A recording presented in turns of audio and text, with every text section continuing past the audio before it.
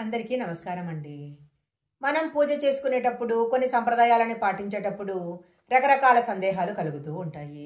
అలా వచ్చే సందేహాలలో సాలగ్రామాన్ని ఇంట్లో ఉంచుకోవచ్చా, ఉంచుకోకూడదా అనే సందేహం ఒకటి. ఇప్పుడు మనం ఈ వీడియోలో సాలగ్రామము అంటే ఏంటి? సాలగ్రామాన్ని ఇంట్లో ఉంచుకోవచ్చా, ఉంచుకోకూడదా మొదలైన విషయాలను తెలుసుకుందాము.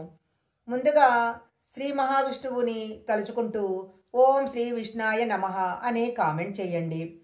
సాలగ్రామాన్ని విష్ణువుకు ప్రతిరూపంగా భావిస్తారు. పూర్వము ఒక స్త్రీ విష్ణుమూర్తిని తనకు కుమారుడిగా జన్మించమని వరం అడుగుతుంది. ఆమె వరాన్ని తీర్చటానికి విష్ణువు ఆమెను గండకీ నదిగా జన్మించమని ఆదేశిస్తాడు. ఆయన గండకీ నదిలో సాలగ్రామ రూపంలో అవతరిస్తాడు. సాలగ్రామానికి పూజకు చాలా విశిష్టత ఉంది. సాలగ్రామ పూజా ఫలము ఎంత విశిష్టమైనవో సాలగ్రామాన్ని పూజించే విషయంలో కొన్ని నియమాలను తప్పకుండా పాటించాలి. అవి గనక పాటించకపోతే జరిగే నష్టం కూడా చాలా ఎక్కువగానే ఉంటుంది. చాలా వరకు సాంప్రదాయ కుటుంబాలలో వైష్ణవ సాంప్రదాయంలో సాలగ్రామ పూజకు ప్రాధాన్యత ఎక్కువగా ఉంటుంది. నెలసరి వచ్చినప్పుడు పూజా గదికి చాలా దూరంగా ఉండాలి. ఇంట్లో మైల ముట్టు కలవకుండా ప్రతిరోజు సాలగ్రామానికి పూజలు చేస్తూ ఉండాలి. అందుకే సాలగ్రామాన్ని ఇంట్లో పెట్టుకునే విషయంలో ఇంట్లో పెట్టుకోవద్దని పెద్దలు వారిస్తూ ఉంటారు. ఇంట్లో గనక సాలగ్రామం ఉన్నట్లయితే ఇల్లంతా చాలా పవిత్రంగా ఉండాలి. ఇంట్లో ఎలాంటి మైల సోకకూడదు. ప్రతిరోజు సాలగ్రామానికి పూజలు చేయాలి. ఏమాత్రం తప్పులు జరిగినా దానికి తగిన మూల్యం చెల్లించుకోవాల్సి వస్తుంది. సాలగ్రామాన్ని ఇంట్లో పెట్టుకుంటే ఎలాంటి పనులు చేయాలో, ఎలాంటి పనులు చేయకూడదో ఇప్పుడు తెలుసుకుందాము. ఇంట్లో సాలగ్రామం ఉన్నట్లయితే ఇల్లు చాలా శుభ్రంగా ఉండాలి. ముఖ్యంగా దేవుని గది చాలా పరిశుభ్రంగా ఉండాలి.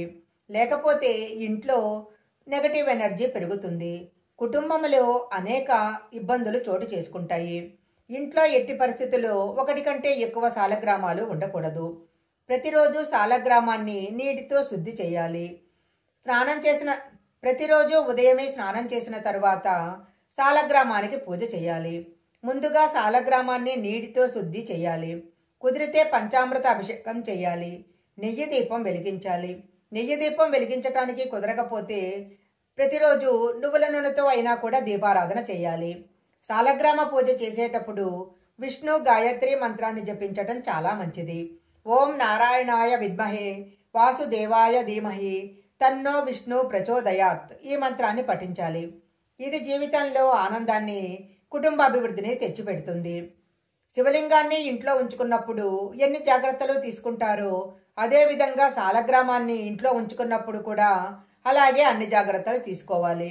సాలగ్రామాన్ని కూడా ఒక ప్లేటులో నీటి ఉంచి ఆ నీళ్లలో ఉంచినట్లయితే చాలా మంచిది. ఈ వీడియో కనుక మీకు నచ్చినట్లయితే లైక్ చేయండి, షేర్ చేయండి. ఇలాంటి మరిన్ని వీడియోల కోసం మా ఛానల్ సబ్స్క్రైబ్ చేసుకోండి. పక్కనే ఉన్న బెల్ ఐకాన్ని యాక్టివేషన్ చేసుకుంటే మేము పెట్టే వీడియోలన్నీ కూడా మీకు ముందుగానే నోటిఫికేషన్గా వస్తాయి. మరొక మంచి వీడియోతో మళ్ళీ కలుసుకుందాం.